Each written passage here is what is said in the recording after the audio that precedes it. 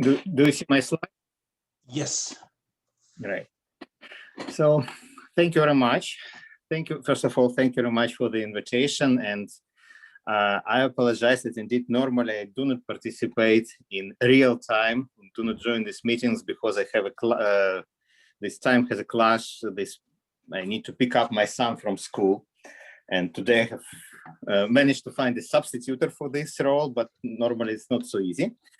Yeah, so I did very sorry about this, and I always watch on YouTube, but of course it's not the same, then you cannot ask questions and so on. Well, my talk today is about special temporal correlations in individual-based models.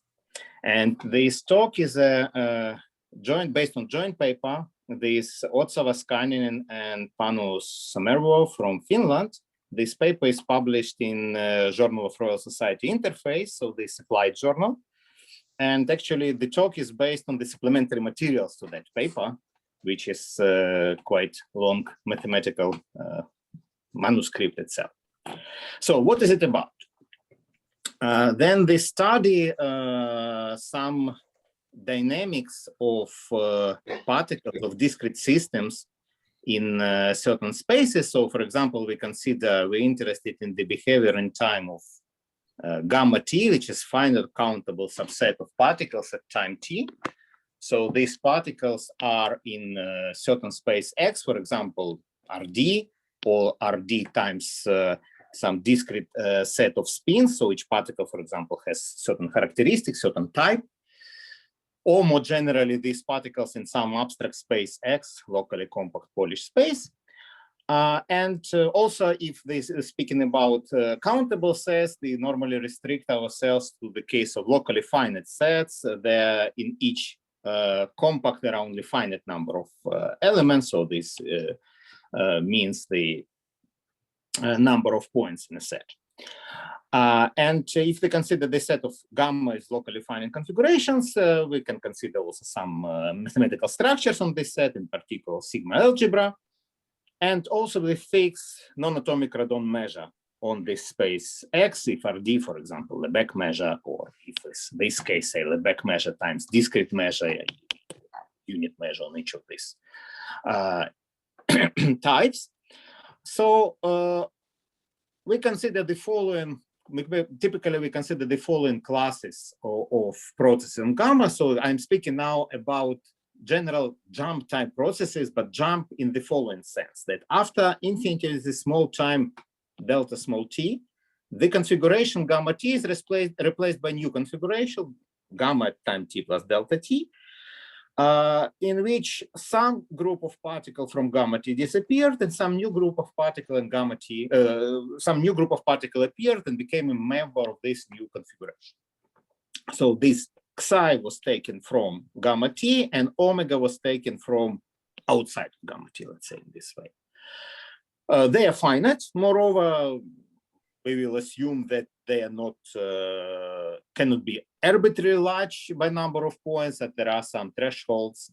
In general, in applications, in most of cases, this the dynamics which we have considered so far, typically these two numbers are at most 2. So one particle appear or disappear, two particles appear or disappear. But also this scenario includes jump, because you know real jump of particles from one position to another, because you may always treat that jump of particle from point X to point Y. It means that at point X particle disappear and simultaneously it appear at point Y. So this is certain generalization. The rate of this event, of this change of the configuration from this stage to this stage, is given by a non-negative function, which depends on the disappearing part, on the appearing part, and on the rest of configuration. And this, depending on the rest of configuration, provides interaction. So particles appeared and disappeared because of the certain interaction, this, say, neighbors, in certain sense. And the formal definition of this Markov process may be done according to a generator L. So according to the following differential equation. So they say that gamma t is a Markov process in the sense that if they consider some class of good functions f in certain sense, calculate these functions on gamma t, at these configurations, take expectation, mathematical expectation. Then if they differentiate this, it will be the same if they take expectation of LF gamma t. The L is a generator which would correspond to this rate of change. Namely, provided, of course, that this equation has sense and has solutions. So, and this generator, so as I said, any number of particles may disappear, any number of particles may appear up to a certain threshold. So we have these operators depending on exact number of particles which will disappear or appear, and these operators have the form something like this. So below we will see some examples. So this is more or less like general form, just to show to which extent the topic I will discuss today may be extended. Sorry for tautology. So what is written here? That any group of M- particles from gamma has disappeared, and also another group of M+ particle appeared somewhere in this space X. So here they have the product of these measures. Here they have this rate, which depends on disappearing part, appearing part, and this interaction part. And here they have this difference, the elementary Markov difference of the function at the new configuration somehow minus function at the previous stage of the configuration. This is just a symmetrizing factor, so you may know this. So in particular here, as I said, jumps are hidden. So in particular, it may be that if M- is equal to M+, you may think that group of particles jump from one positions to another positions. Also, I mentioned that particles may have types. So in particular here, change of types are hidden, right? Because it may be that particle disappear from X1, but X1 itself contains position and type. Particle appear in Y1, which would have the same position, but different type from X1. So this X1 and Y1 are pairs of position and type. Positions coincide, types change. So it means that— Dima, excuse me, symmetrizing factor assumes that types are the same. I mean, they are indistinguishable.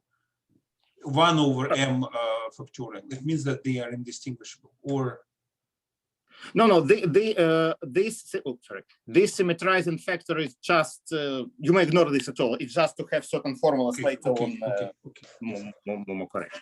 Mm-hmm. All right. So, but indeed, so this is somehow I provide some big formula, but later on we will deal with much more simple examples. But of course, here also excluded different. For example, if M+ is 0, then it's pure death of group of configuration. If A- is 0, then it's pure birth of group of particles. If they're different, then but not zeros, then it may be splitting, merging, coagulation, fragmentation, and all different other processes may be here. Of course, in each particular situation, if we want to study the question about existence of process and so on, it's very delicate and very difficult question itself.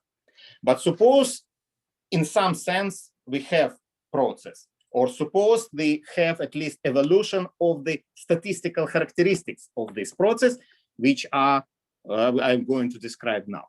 Namely, these are correlation functions. I will speak about first and second order correlation functions. So first order correlation function is the following.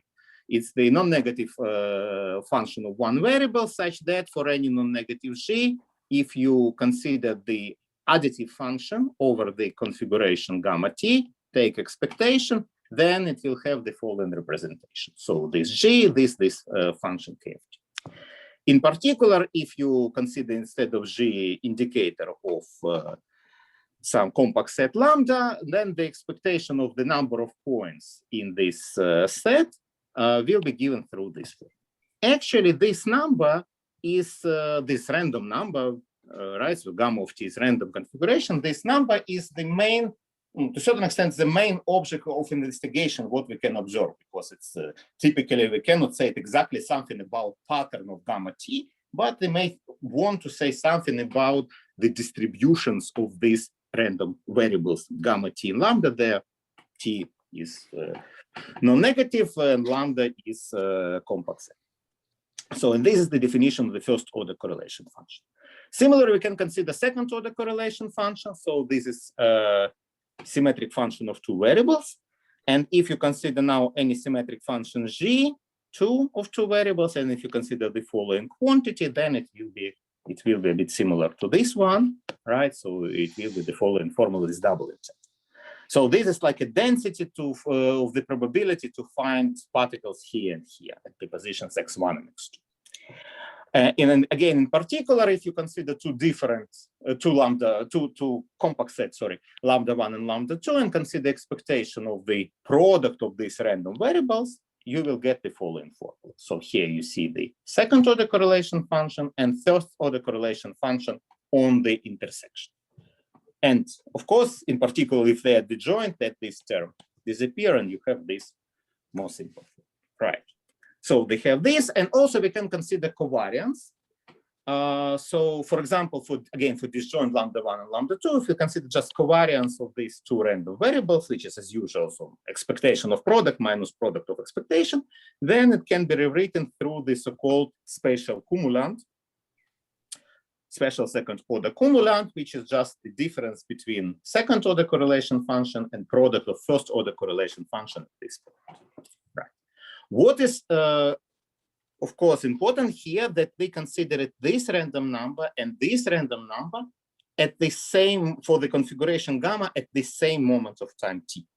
Because of this is called spatial correlation function, spatial cumulants, spatial covariance, and so on and so on. Of course, it's very natural to consider this number at moment of time t, at this number at another moment of time, and ask ourselves what will be the correlation, what will be the covariance between these quantities.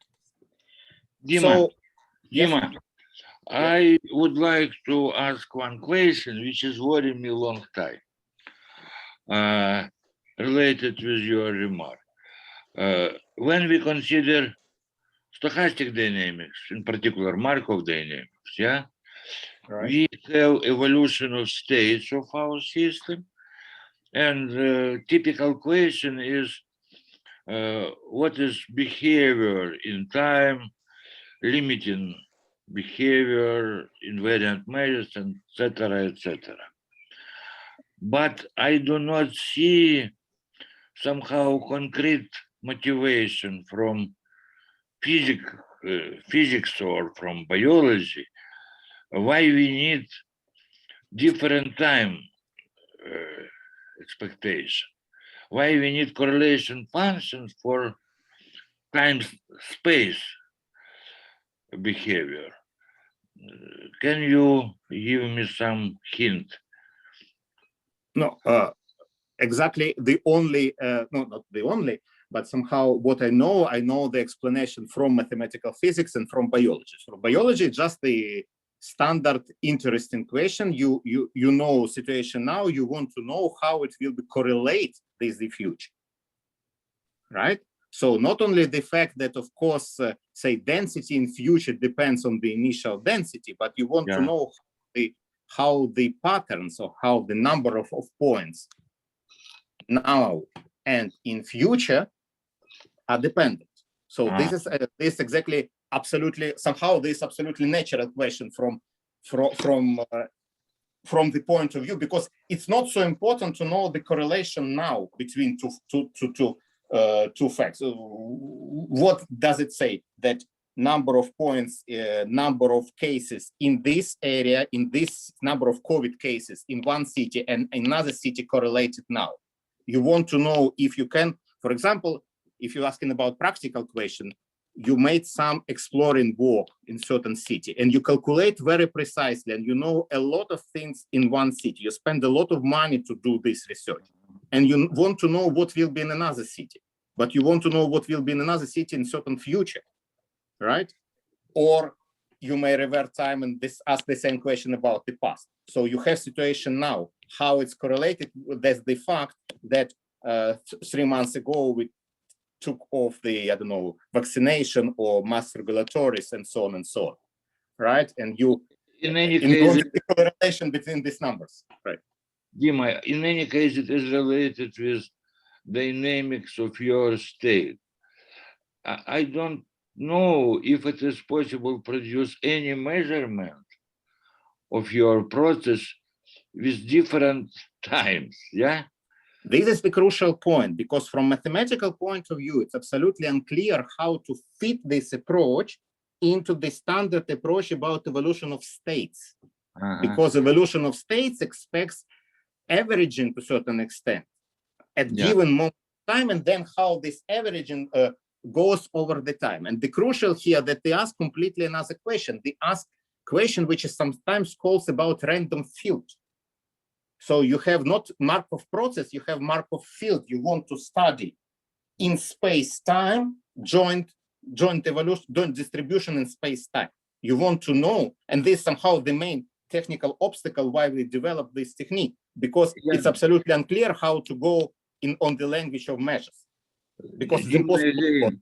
Dima, again, I don't understand your formulation. You would like to know. Why I would like to know relation between different times if I would like to know evolution of my system? Okay, it is more philosophical question. No. Of course, if you're asking this way, no. If you need to know evolution of your system, you study evolution of your system. The question is the following: that not having knowledge about evolution of your system, you cannot say anything about correlation between these two random numbers. Yeah. This is the point. And so what I'm going to explain is how to study the correlation between these random numbers. Okay, understood. Thank you. So in this way. And so can they expect that, for example, for disjoint lambda 1 and lambda 2, if I consider here this number of points in area lambda 1 at moment of time t, and at area lambda 2 at moment of time t plus delta t, then here in the right-hand side will be certain function, depending on t, depending on delta t, and most importantly, what will be the properties of this delta function. Of course, this question itself, it's not my question. This is absolutely standard notion in statistical physics, which is called special temporal correlation function, second order special temporal correlation function. And for example, if you open a textbook on statistical physics or even a Wikipedia, what does it mean correlation function? You will see this type of definition. And then there will be comma, and it will be written, in particular, if delta t is equal to 0, then it will be special standard correlation function because you measure at the same moments of time. And then will be some references from some classical papers about, say, BBGKY hierarchy and some other dynamics and so on and so on. But apparently, this initial question about special temporal correlations, there are literally few articles, not only about this class of dynamics, not about this class of dynamics that describe, but in general about any dynamics. There people would study the properties. On the other hand, the measurement question here is extremely simple. So as soon, in the sense that if you have, for example, computer simulation of certain evolution, right? So this is simple exercise for a, I don't know, PhD student, master student. You have computer simulation and you need to calculate the expectation of product of these two quantities having the special patterns, for example. This is very easy to calculate. And moreover, it's easy even from this derive numerically this function. But what can we say mathematically? What we can say analytically by properties of this function? From the papers of last 10 years, I probably can mention only a recent paper by Spohn about some certain similar equations on total lattices, but of course similar equation in the sense that there's also special temporal correlations, but of course completely another dynamics, completely another approach. So typically something is possible to do, then more or less it's exactly solved. Okay, so what is the idea? How to tackle this? Again, what is the main problem? That if you try to deal this Markov process corresponding to gamma t or measure corresponding to this distribution of this gamma t, then it's impossible to do somehow because you cannot compare random numbers having measure, because when you take measure, you actually measure its averaging over this space. So what is the idea? The idea is introduce an auxiliary dynamics. These are 3 component dynamics, which will have own local time, and these dynamics will be Markov. And these dynamics, in terms of these dynamics, we will be able to answer on the properties of this function on this point. So I take moment of time t at which I want to, so my first moment of time, and at this moment of time t, I introduce, this will be the global time scale where my main system lives. I introduce the local time, delta t, and this delta t, so at this moment of time will be 0. And then this delta t will increase, will evolve. So moment of time positive delta t corresponds to the time t plus delta t on the global time scale. So we have global time scale, they have local time scale. And on the global time and local time. And on the local time, they have delta t just, on global time, t is added. So this dynamics will be 3 components. These components are the following. The first component are so-called original particles. So these are particles of our system. We like label particles from our system in different ways. So all particles, these are particles of our system which were present at this initial moment of time. So it means that when delta t is equal to 0, then this labeled by O configuration is just the configuration gamma t at that moment of time, gamma t here. And these particles, original particles, did not change their positions nor time on this time interval. So they're still present at this moment of time. Nothing has changed with them. They did not move. They didn't change type. They didn't die. So nothing happened on this time interval. Next, plus particles are all particles of the considered system which were not present initially. So initial configuration of plus particles is empty, and they appeared on this time interval only, and they're still present at the end of this interval. So it means that we do not record all pathway of the particles which appear on this time interval, then say jump, they disappear, and so on and so on. But if some particle appeared, something happened then, and then appeared, still exists at this moment of time, then we record this, label this as a plus particle. What is important, what will be clear in the examples, that these plus particles take an influence and interact with all existing particles on the whole this time interval in such a way that it reflects or corresponds to the same dynamics that it was for the original system. And finally, minus particles are particles which were present at the system at time t, but do not present at the system at time t plus delta t anymore, right? So it means that if delta t is equal to 0, then of course these minus particles is empty configuration.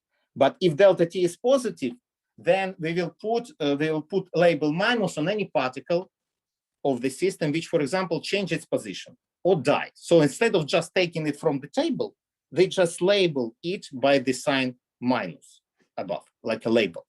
So we called informally, we call this particle ghost particle. So this particle which show that, okay, here at this position was a particle, and then something changed. For example, its type change, or its position change, or its died at all, or something like this. Of course, if the original particles have types, then for each type, we will have 3 of these auxiliary types. So we have types 1, 2, 3. Then it will be original 1, plus 1, minus 1, original 2, plus 2, minus 2, and so on. So, and the last general, before I show examples, the dynamics of original and plus particles is governed by rates inherited from the dynamics of gamma t, and minus particles do not evolve by themselves. They just appear from the current original particles. And the key idea is the following, that if they do as it's described before, we will have the following situation. We will have this auxiliary process governed by certain generator, which I'm going to explain, Markov generator. And if they know, for example, at this local time, delta t, these 3 configurations, or their statistical characteristics, better to say, Then we have the following. If we consider the union of the original and minus particles at moment of time delta t, at local time delta t, which correspond to the global time t plus delta t, what it will be. These are particles which were originally at moment of time t, and nothing happens with them until that time t plus delta t. These are particles which were originally at time t, and something happens with them during t plus delta t. So if I consider this union, it will be exactly all particles which were at time t. So I will reconstruct from, if I know these three components, then I can reconstruct gamma t. Similarly, if I consider the union of original and new particles, so what it will be? These are particles which there existed at moment of time t. And these are particles which appeared, something changed with them. They appeared new particles within this time interval from t plus delta t. So if I consider those particles who did not change and those particles who changed or appeared and so on, then their union will be exactly my configuration and moment of time t plus delta t. And because of this, if I need now to calculate, as we see in the next slide, if I need to calculate the number of points here times number of points here, then it will be represented through the characteristic now of the special process. This one time, not two moments of time t comma t plus delta t, but just one local time delta t. And from this I can, and then for this process, I can apply standard machinery about spatial property, spatial characteristics. So once more, the main idea that this auxiliary dynamics allows us to replace the equation about spatial temporal characteristic by the equation about spatial characteristics only, but applied to this auxiliary dynamics. So let me show a few examples of generators.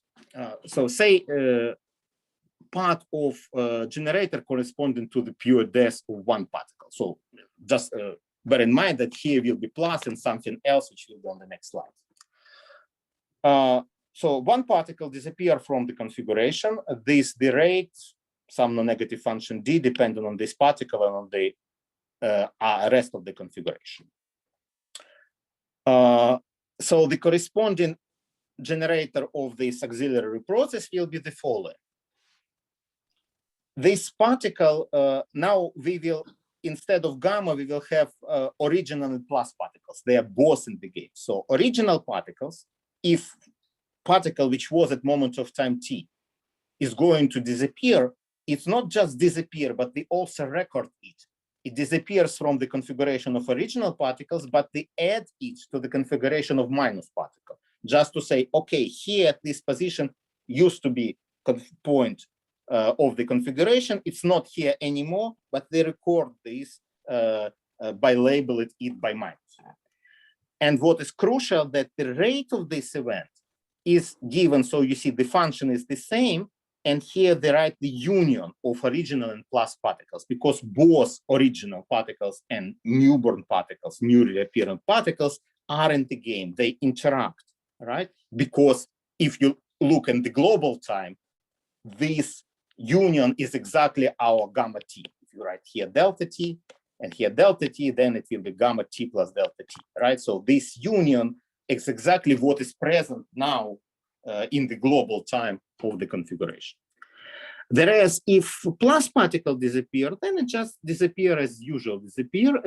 Nothing, we do not need to record it, because we are interested only in the particles which in the interaction between t and t plus delta t. So if some particle appear on this interval and then disappear, because otherwise it wouldn't be plus particle, and then disappear on this interval, we do not care about that particle. We do not need to calculate this at this final moment of time. But what is important that within its time of existence, it interacted with all others. It's interacted with all others. Similarly, if you have birth, it's even simpler, because if you have birth, say, one particle, right, then it just corresponds to the birth of plus particle only. So only new particle. So if a particle appears, it automatically should appear as a plus particle, right? Because it's a new one in the game. And again, the rate depends on the union of original and plus. And finally, if they have, say, jump, then so the jump is the following: particle disappear from X and appear in position Y. And then the rate of this event depends on X and Y and the rest of configuration. And then again, we will have two summands in the corresponding operator generator of this auxiliary dynamics. So if original particle is going to jump, it jumps from position X to the position Y, but also the record that at the position X was a particle, and the record it by labeling position X as minus particle. Whereas if the newly appeared particle is going to jump, it jumps as here, right? Because it's plus particle, it appeared at some moment of time, then it jumped. We are interested only in new position. We do not need to record all its pathway within this.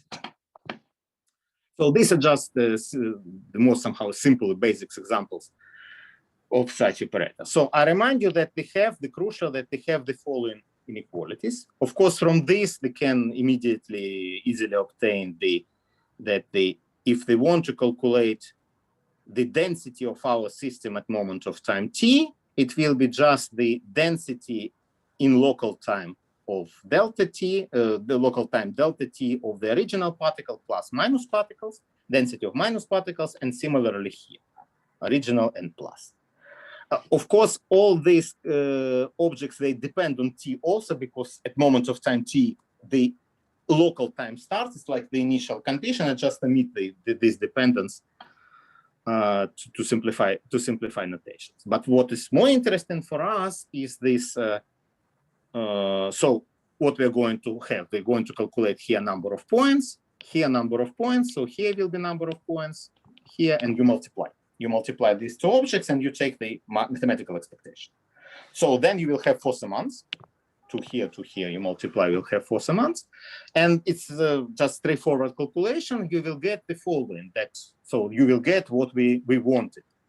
The formula for the expectation of this product. So here will be function of these 2 variables. Here will be function of this density of original particles.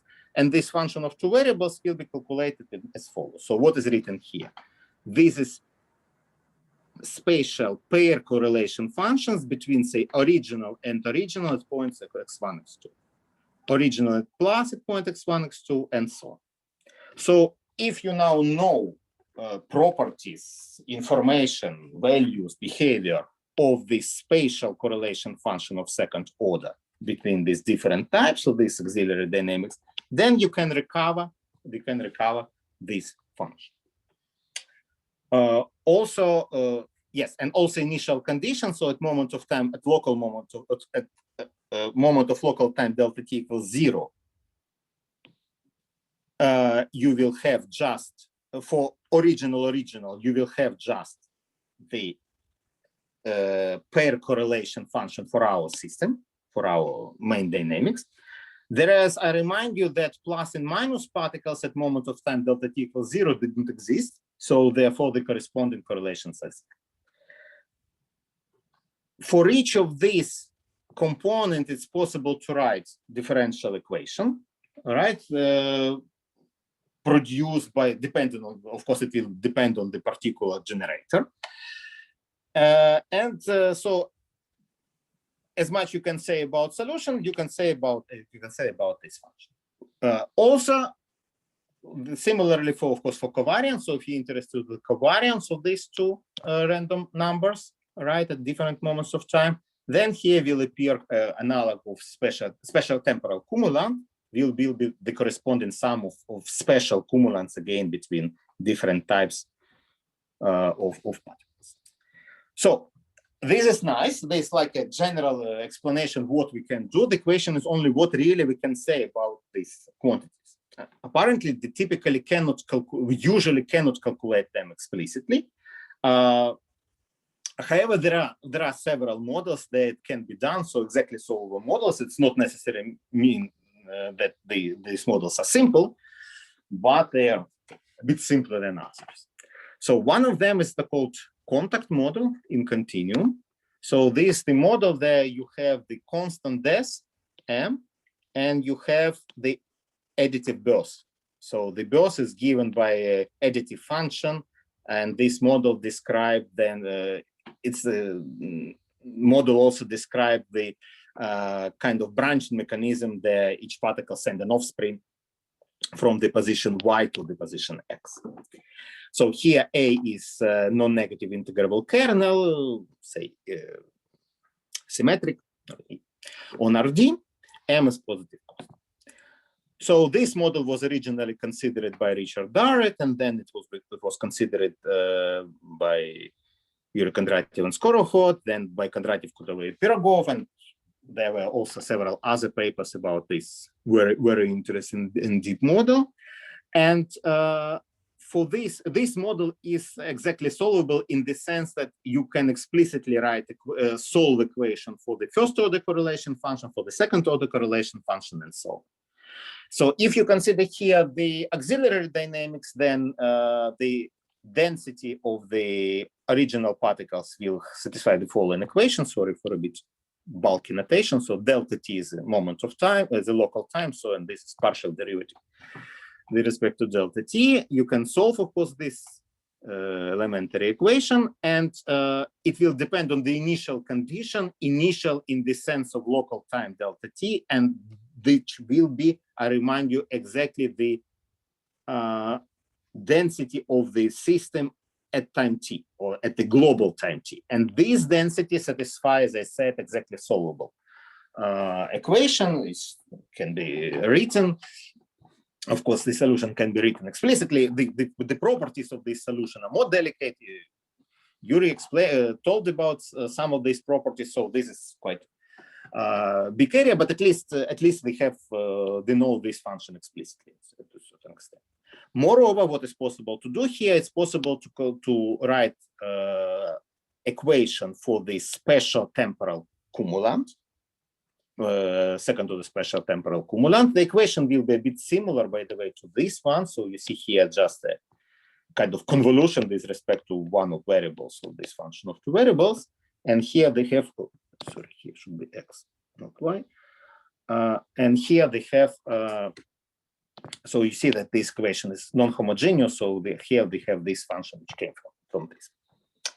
And in particular, here there is very interesting case. Then we consider space homogeneous situation. So we consider then the initial correlation function is just a constant, doesn't depend on space. And we consider critical regime. There, the average of the integral of this a of x is exactly that function m. So somehow birth and death are balanced. Then if the dimension is bigger or equals 3, and if the second moment of the kernel A exists, then there exists a limiting distribution as t tends to infinity. So all correlation even exists a measure, but all correlation functions in particular converge to the correlation function of that measure. The first order correlation function is a constant, but also we can calculate the, in this case, yeah, I didn't say, in this case, the pair cumulants, second order cumulants depends on the difference of, so u of xy is u of x minus y for the special components. Just in case, do you see my screen okay?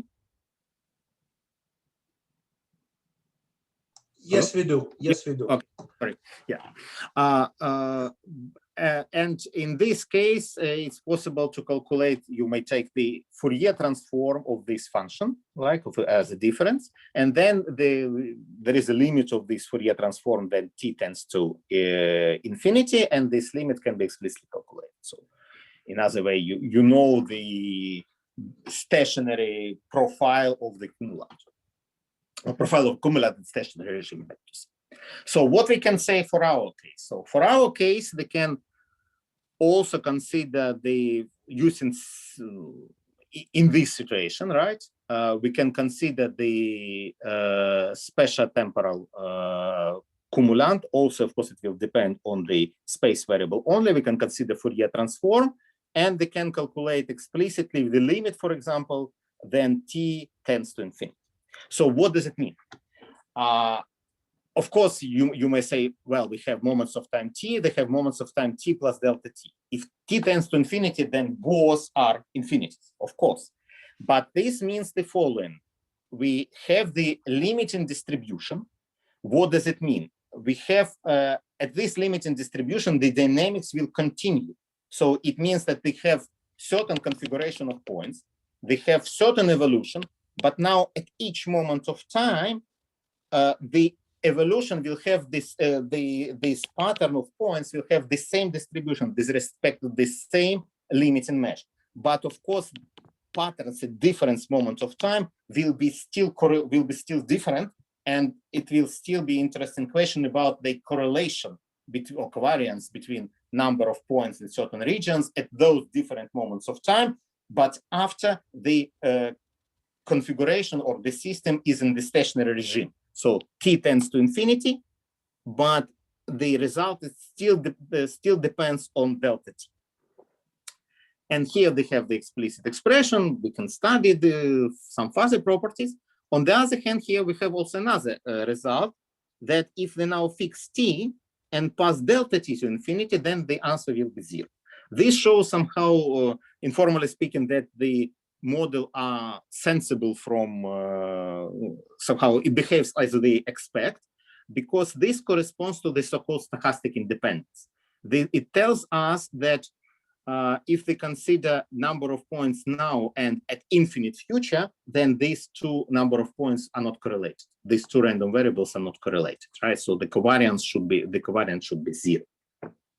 And this exactly, unless they consider them at the same point, but if they consider them say disjoint regions, so they and this now and this and another one until infinite future, the correlation should disappear. Moreover, of course, here it's possible to see that it's not just 0, but also rate of decay, exponential rate of decay in delta t. But this is about the situation. Then we can say we can solve the model explicitly. What shall we do if they cannot solve explicitly? If they cannot get the explicit formulas for correlation functions, expression for correlation functions. So if we consider the even the relatively simple generalization or modification of that contact model, if they add also another Des part, then the Des may be because of interaction of particles, these other particles. So we have not only constant here, but also the additive rate. Say you may think about plants which compete for resources. If nearby point plant at X, there are a lot of other points, then the probability to die for this particle is high, linearly high. Sorry, here. Minus, of course. So we have here two kernels, plus kernel and minus kernel. Plus kernel describe the spreading of the population.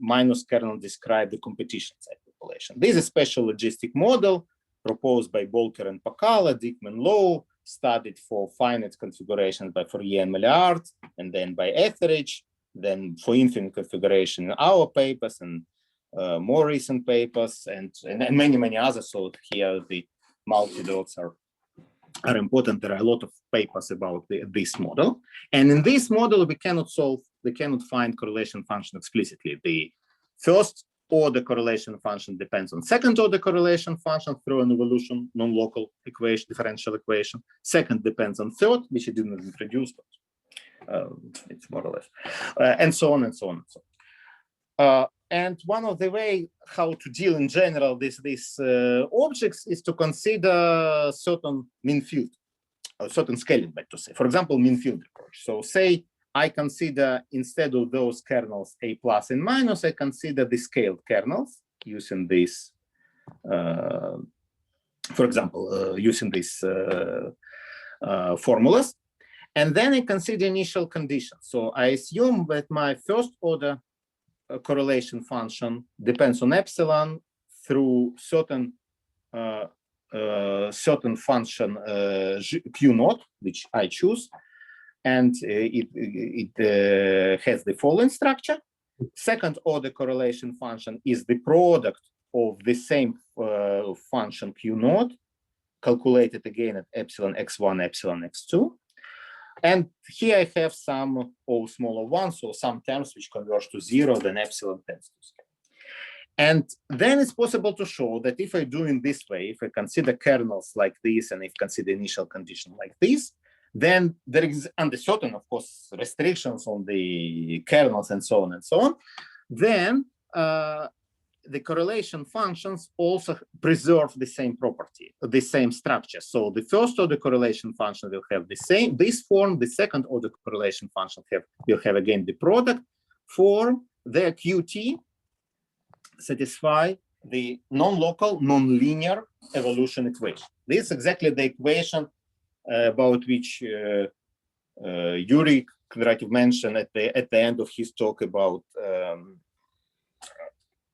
the spectral properties, right? So this is non-local, non-linear equation, which can be rewritten in the reaction diffusion form, and which we, so the derivation of this equation I refer here for these two papers, in the case of finite configuration, and so that leads to integrable solution, and this in the case of infinite configuration, which leads to bounded solutions. And for the properties of this equation, you can see the chain of our papers. But so this, so what does it mean? It means that at least for the densities, for the second order correlation functions, we can find approximate values through the solutions of this non-local equation.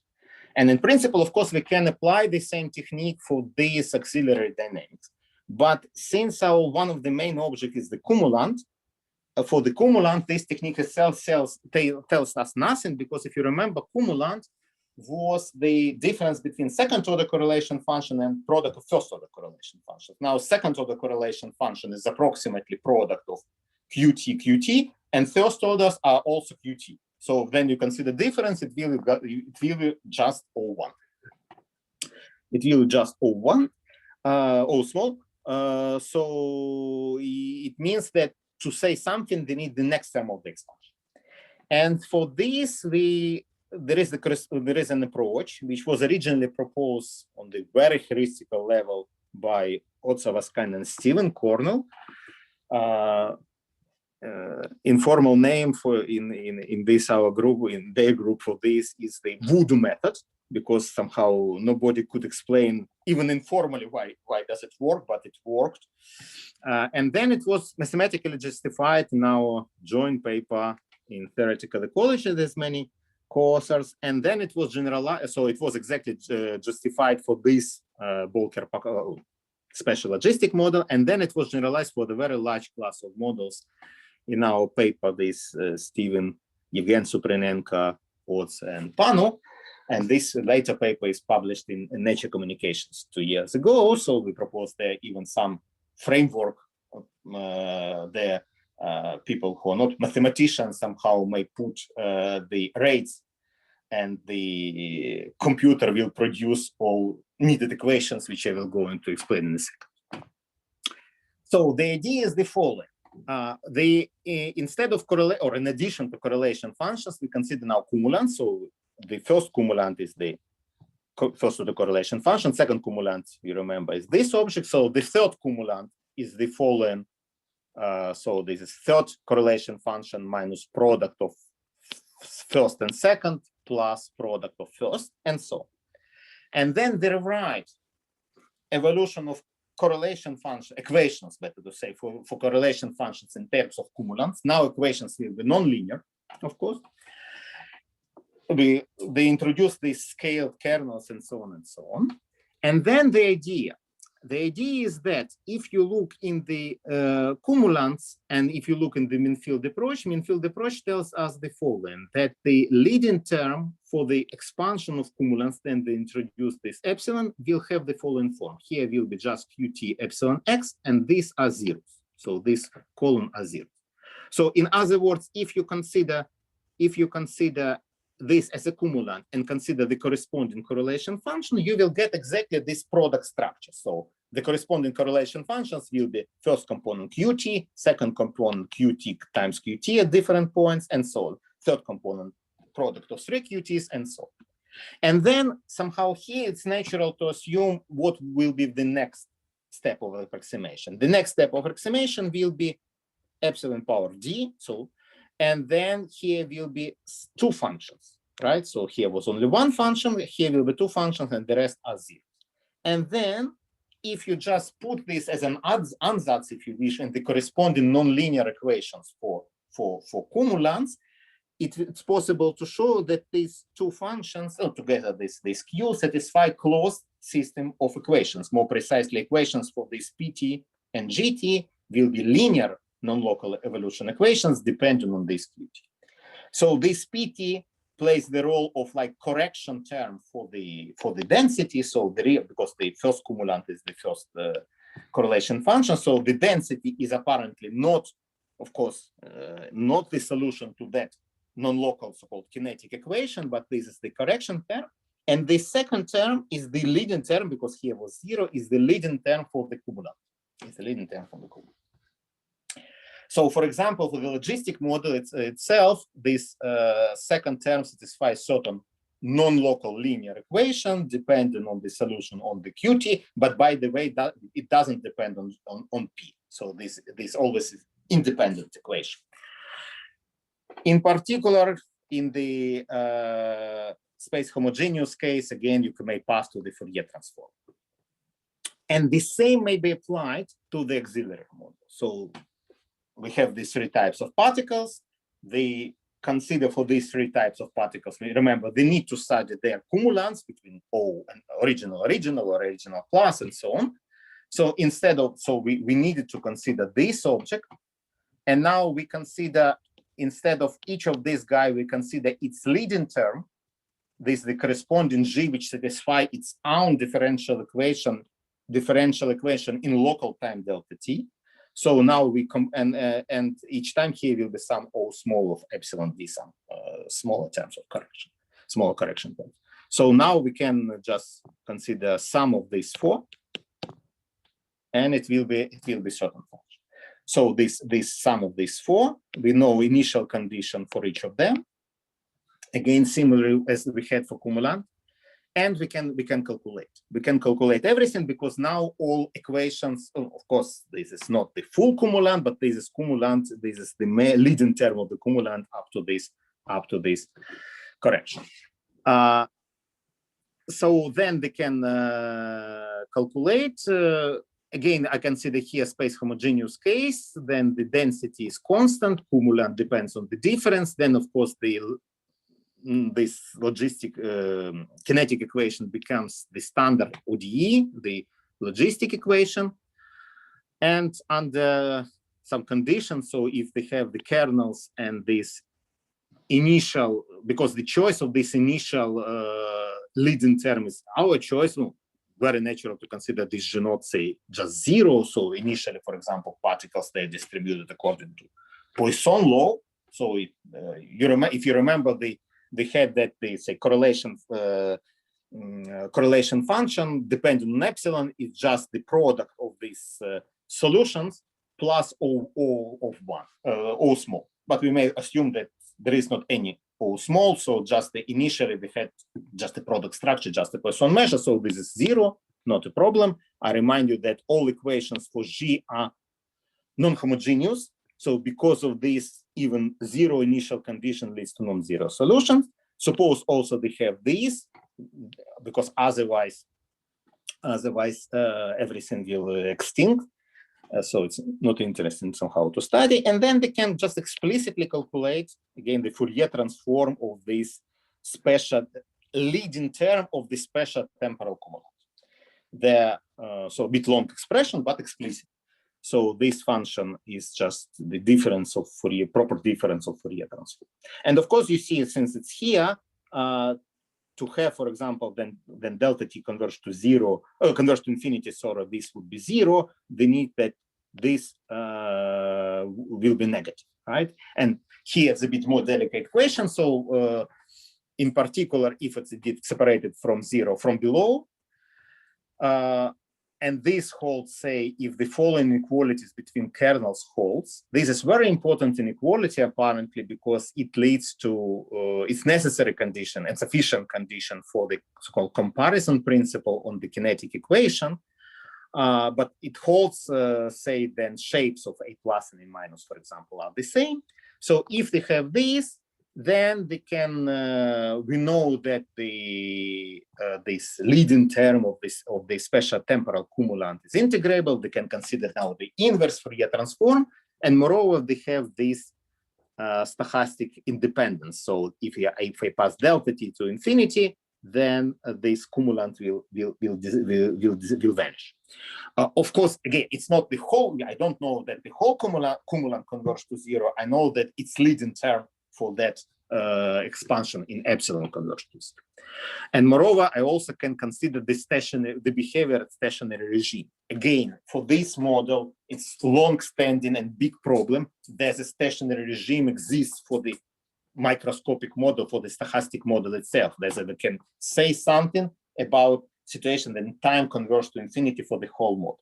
So what can we do here, however? They can consider this behavior in a stationary regime for this leading term of the cumulant. So then again, t tends to infinity. They can calculate this as a function of delta t. They know that so this for Fourier transform. It also is possible to show that they have certain convergence for the in real space locally uniform. And of course, now we can ask ourselves about some more specific questions. Another point is that, okay, all this theoretical stuff is this next term of the expansion, right? So how much have we lost? Or is it possible that we did not lose too much because we still ignore a lot of information about this dependence on epsilon? We consider it just like a first approximation. And so here we may just compare this computer simulation. So here it was done for the dimension 2 for the kernels, Gaussian kernels. These are just normalizing factor to have here the integral of A plus is 2, integral of A minus is 1, mortality is 1, and apparently quite large epsilon. So it doesn't mean that we need necessarily to consider very small epsilon to expect some good correspondence. Initial distribution was Poisson, this intensity 1. So again, the initial cumulants didn't exist.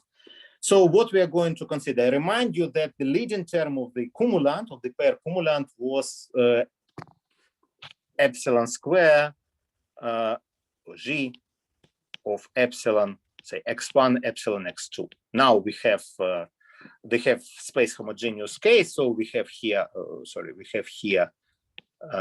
minus, right? And then epsilon is equal to 1 over 2.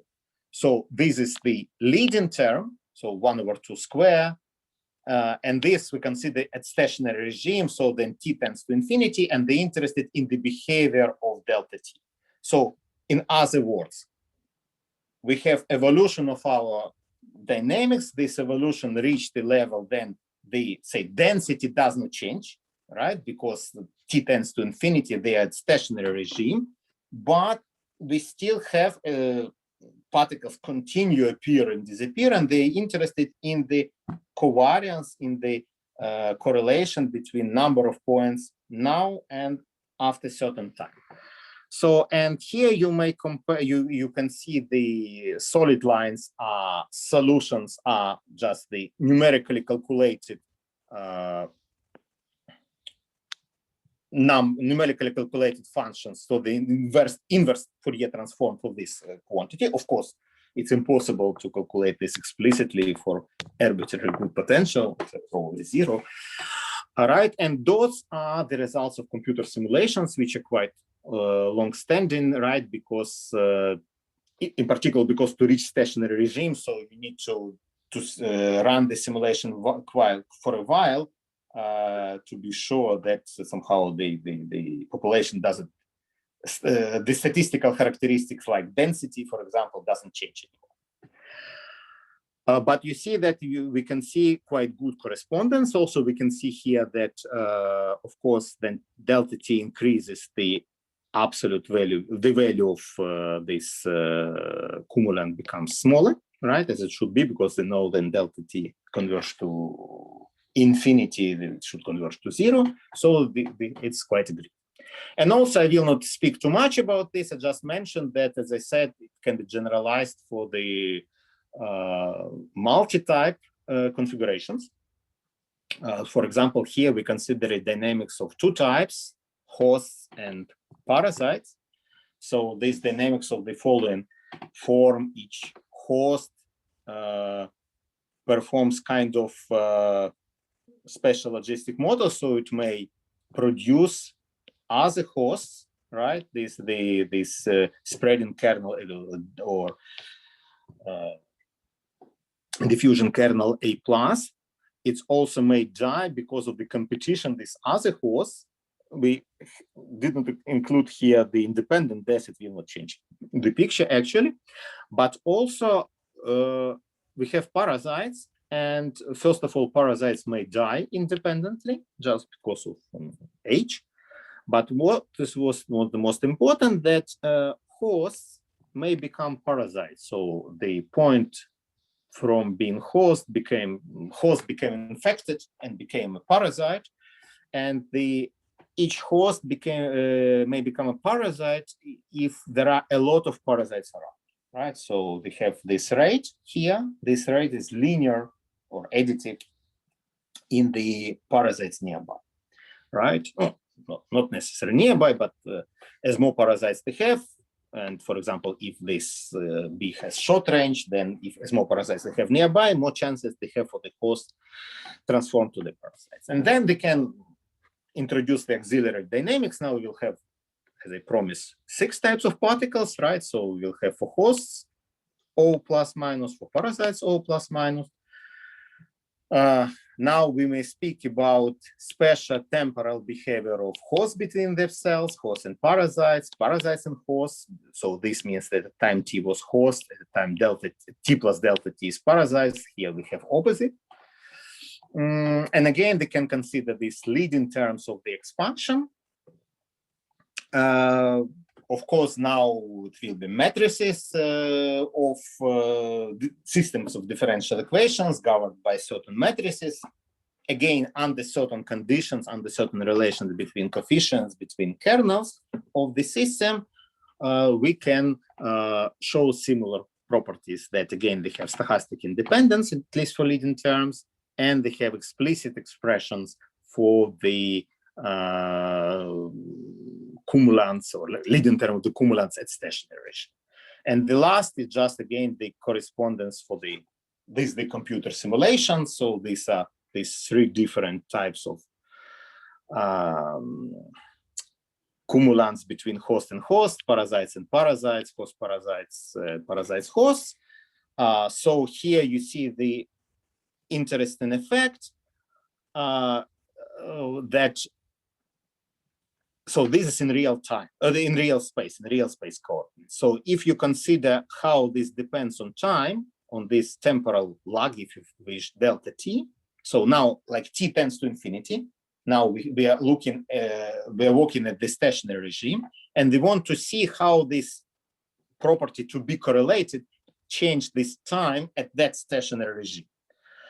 And they see that here they have stochastic oscillations or damped, also damped stochastic damping oscillation. So what does it mean? It means that you for example, this is at say this at x equals 5. So you took two particles or 2 regions at distance 5, and you see that now you have here host, and you're interested what will be here at some future, will be here. How likely that here will be parasite in certain future, how likely or dislikely, or unlikely, sorry. There's the correlation between this is covariance positive or negative. And apparently this covariance becomes positive or negative, this oscillation in time, So this also some shows that the error between the results of this three-dimensional now picture, how it changed this in delta t, how it changed in x. And this picture also shows somehow that the error between the analytical solution and the result of computer simulation, now much more longer taken on the cluster of the computers, is the error, this error, and the amplitude of error is 10 times smaller than the amplitude of the function itself. So this shows somehow that the error is relatively small. Okay, that's all. Thank you very much for your attention. Thank you very much, Dima, for this nice introduction to the atomic physics and quantum optics. A very involved. I will explain later. Any questions? I have such question. Dima, in your special logistic model, you need conditions that A plus bigger than A minus, yeah? The sum coefficient, yes. Some coefficient. But in microscopic model, in Bolker-Pakhala, or what we call, it is most terrible situation. Actually, if you have birth rate A plus bigger than A minus, it produces catastrophe. Why? It produces unbounded growth of density and so on, or correlation function. You need, in our work with you and also with Kaczynski, we use somehow bound of birth via death. Yeah, if death. No.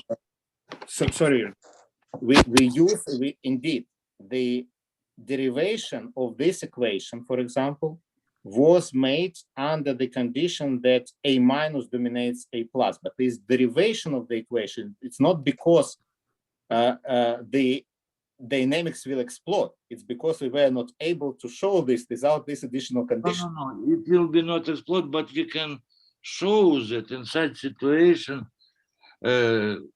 all correlation functions will grow exponentially.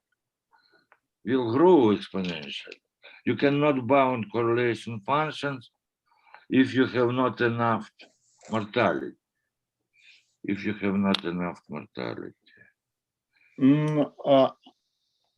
In this direction, I don't know such a result that will grow exponentially. So what is definitely correct? So if you consider, for example, kinetic equation, right? So if you consider the approximation for the first correlation function, then this condition, as we shown in papers this U and Pasha, is the necessary and sufficient condition that the solution will remain not only bounded, but will satisfy the comparison principle. Yeah, this I understand. And this condition apparently is very important for many other things. And to be honest, I believe that this condition is sufficient condition to have kind of comparison principle for the microscopic dynamics itself. That is very important. Microscopic dynamic, assume you have M mortality very small. Mortality M small, yeah, or zero. Yeah. And you have only birth and death due to competition, yeah? Yes. Without relation between death and birth, definitely you will have exponentially growing correlation functions. To have some real bound for correlation functions, we need inverse relation. We need that A minus in some sense is bigger than A plus. The problem, no, but it's they will grow, but this is the same like they have in differential equation. As soon as you introduce even small mortality, then we will have global bound. At least for the densities. Moreover, I showed this for this next term of the expansion.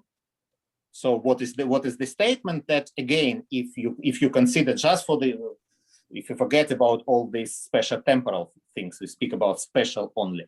Yeah. So these conditions is crucial to show, for example, that the next term of this expansion in epsilon, right, that exists, for example, when t tends to infinity. There exists a limit when t tends to infinity.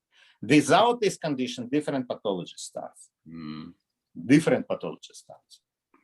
I mean that here may be not good relation between microscopic model and kinetic equation. Maybe This is the big question. This is my dream somehow from this particular model to show that this would be enough. I do not say that this is necessary condition, but this would be enough to show something for the microscope. Somehow condition for kinetic equation may be different comparing with condition for microscopic equation. And yeah, of course. But what is important that the same condition appeared, then you look for the next term of the expansions. Yeah. Mystically. Mystically. Somehow. Okay, but it is interesting topic. Any other question, comments? Yes, sir. Yeah, please. Dima, I have one question, is the following. First of all, congratulations, because it was a very nice talk. But at the very beginning, you explained, you consider the sum of the correlation functions in terms of the correlation functions of the original particles, plus the correlation functions of the particles will disappear and correlation functions of the particles will appear. Is that true or not? No, so what I said is the following, that if you want to calculate the correlation function density, right, at moment of time t, it's the same as density of these original particles plus density of minus particles at local moment of time of the t. Okay, and my question is the following. Physically, why does it make sense? Because for me, I will explain later. I will explain later. I need the explanation of a physicist. Yes, the physical meaning. Okay. Now let's think about following. They have points on the plane, for example, right? Okay. And now we start to do something at these points. As soon as I slightly shift or destroy one point, I don't do just this. I label that point which I'm going to change by minus. If I do not do something this point, I keep it labeled as O, as original. And I do this manipulation sometime, and then I stop. And now I consider together all original, all particles labeled by O and by minus. Together, they are exactly those particles which were at the very beginning, not more, not less. Okay, so you just do this at the level of the density of the particles. I do this at the level of particles themselves. Therefore, density of particles. Then it will be for the density, of course. Okay, for the density. Okay, then it makes sense. For density, like consequence of this. Okay, then it's clear. Thank you, Dim. Okay, any other questions? Yeah, I have a quick comment, Dima, that it's those particles labeled with minus, it somehow is a bit similar to what we try to consider this phantom configuration when considering mixed dynamics in a way. So not to forgetting the particles which have disappeared somehow. Yes. Well, it's probably a natural idea, but I cannot say that it can refer to something, but somehow the idea itself is quite natural. Yeah. And then Elena? related question that maybe we should renew our discussion, because I have not, I have finished marking the exams now, so I'm a little bit more free. Elena, you had a question. So now I may ask question, right? Okay, so Dima, thank you for a very nice talk. And my question is the following. Actually, it is related with Maria's question. Why you don't consider intensity? That depends on T. Then in this setting, your dynamics looks natural, physically. You mean this C, this rate of change? Yeah. Yes, birth and death rate, that depends on,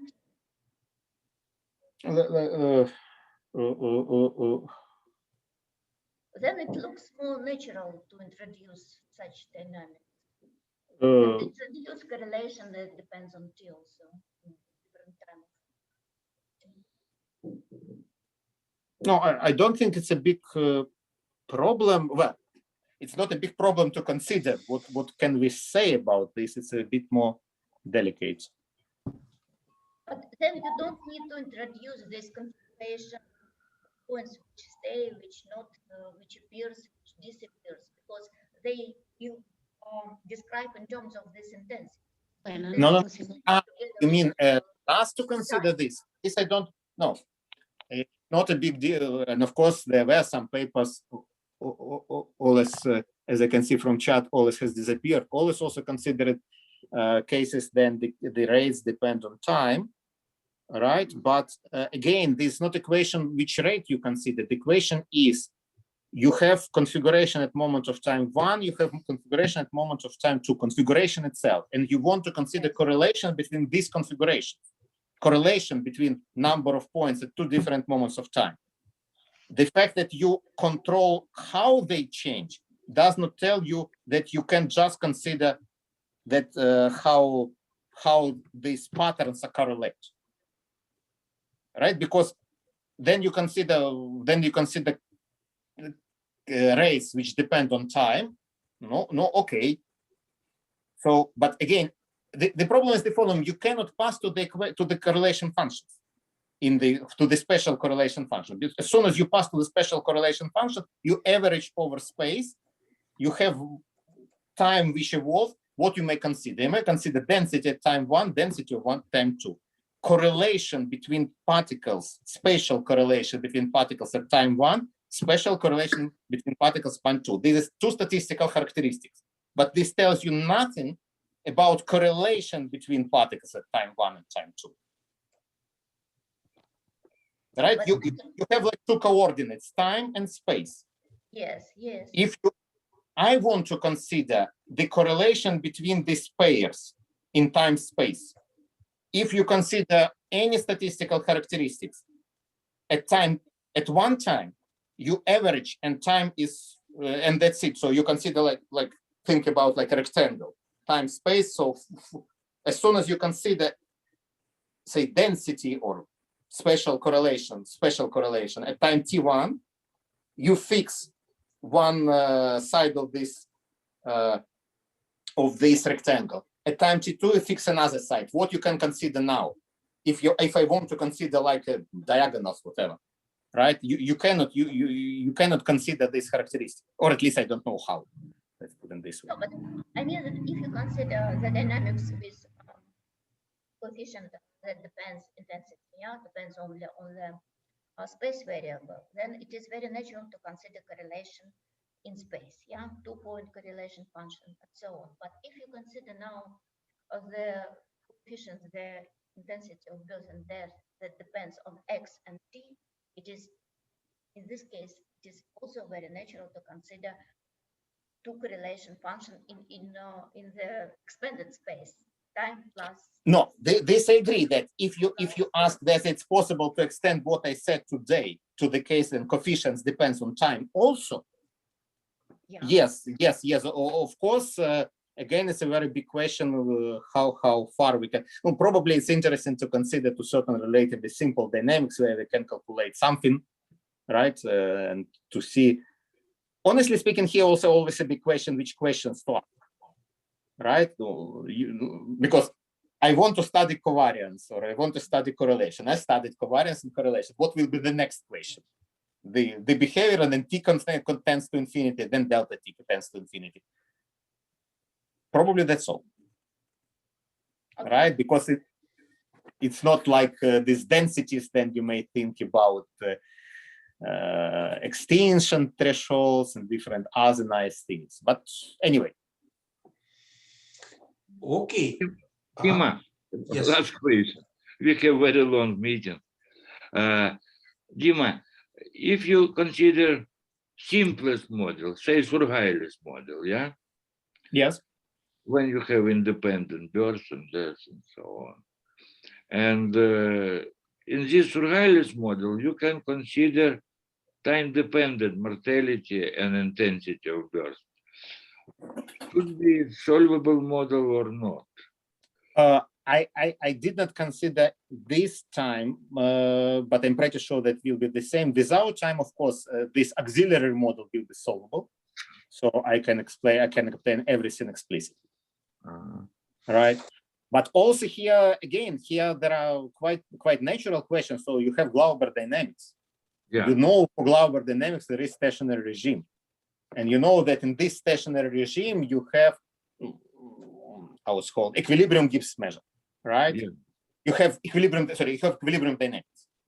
And now very natural question. You have equilibrium dynamics, the object which we normally consider it like less interesting object in the sense that configuration has the same distribution over time, right?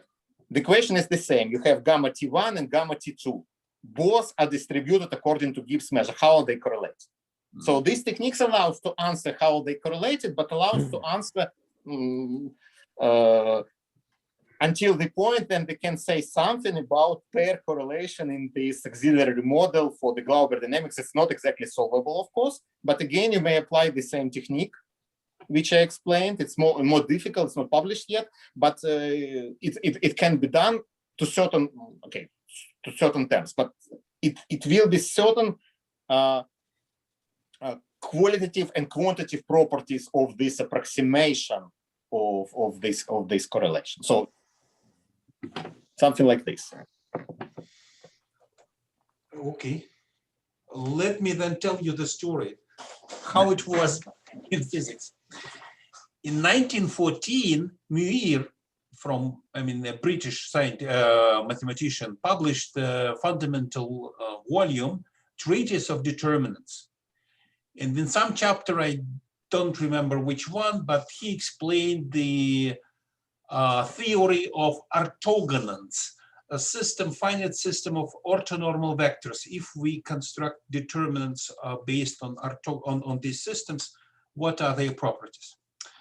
In 1926 and 1927, Slater used this theory to create a model of multifermionic systems. In an atom, we have many levels of energy filled with electrons. And then we precisely have the problem what Dima explained us. Because electrons, none of electrons are allowed to leave the atom for the moment. They can change levels, all using this, having basically transitions.